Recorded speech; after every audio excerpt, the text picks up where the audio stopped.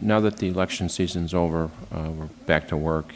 We had a lot of success last year working in a bipartisan fashion. We worked on capital bill, we worked on pension reforms, McCormick Place, just name a few. And I'm looking forward to having even a renewed effort at working in a bipartisan way. So this is an issue that did pass the House with bipartisan support. We even did a similar borrowing last year with bipartisan support.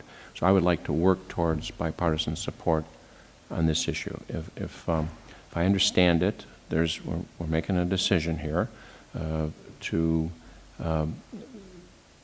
we have an obligation to pay the pension system. We would, if we borrow from a bank, we now have a legal obligation. We're turning a moral obligation into a legal obligation.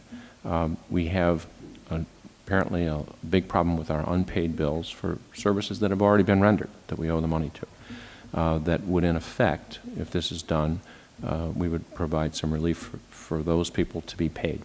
I understand that the fiscal year 10 bills have not even been fully paid. We've extended the lapse period. If we go beyond the lapse period, people have to go to the Court of Claims.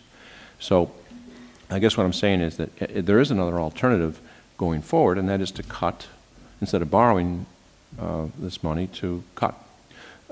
We should remind ourselves, by the way, that the pension bill that we did pass is going to lower this payment that we have to the pension funds by, I think, some $400 million as a result of that bill.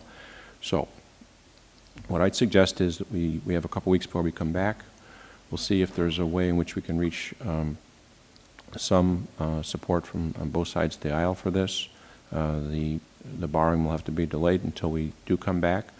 I don't think we can find $3.7 billion in cuts right away, but we can certainly find some, and we should start working on that right away as well. So I'd like to defer a vote on the bill now. We're going to be in session in a couple weeks, I think on the 16th, and we'll have discussions between now and then to see if we can move the bill forward. So for right now, Mr. Chairman, I'd like to not call the bill.